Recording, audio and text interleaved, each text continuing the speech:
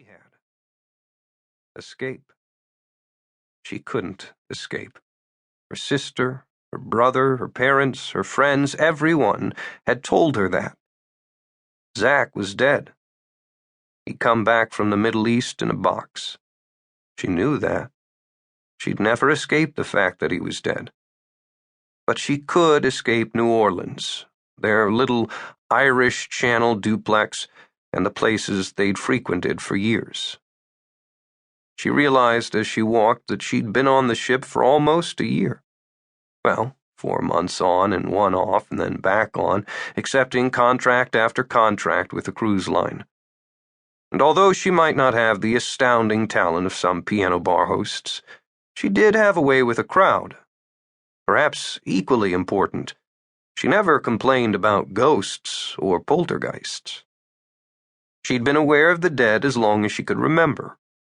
Early on, her mom, not in so many words, but by careful suggestion, had let her know the sense ran in the family. And it was best not to share that with others. She was pretty sure her mom didn't actually see or hear ghosts.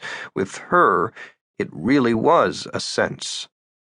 She felt when they were close, felt the happiness that had existed, and the trauma and tears. As Alexi walked down the hall to her cabin, she passed Clara Avery, one of the entertainers in the ship's main show, Les Miserables. Clara was supremely talented. She was a soprano with a genuinely impressive voice. "Hey," Clara said. "You were back-to-back cruises too, huh? Did you take some time to get off the ship? Did you see your family?" "Yes, they came and met me for lunch near the port," Alexi told her. "Good." Clara hesitated. "It's been a long time, Alexi. I can't imagine having your wedding all planned and him not coming home. But you can't let your family lose you, too." "I know that. Really. I see them as often as I can. Honestly. I love my folks. I didn't see my brother because he's on tour and Sienna's in Europe, on vacation. Well deserved, I imagine." She grinned. "My poor parents.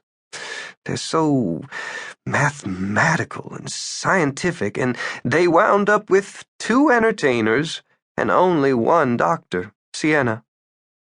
"I'm sure they're proud of all of you," Clara said. She grinned. "I think my dad cried when he found out I wanted to go into theater. But he's happy now. And he's a super guy. They came to the piano bar almost every night they were on the cruise, even when you couldn't. Your mom is lovely, too." "Your folks haven't taken the cruise yet," Clara noted. Alexi shrugged. No, her mother would never be on this ship. She didn't see the dead the same way Alexi did, but she knew they were there. She worried not just because Alexi was a piano-playing hostess on a cruise ship, she worried because Alexi was on the Destiny. "The things that happened on that ship," her mother had warned her. "Terrible. And not just the poor soldiers who died. There were other incidents, too."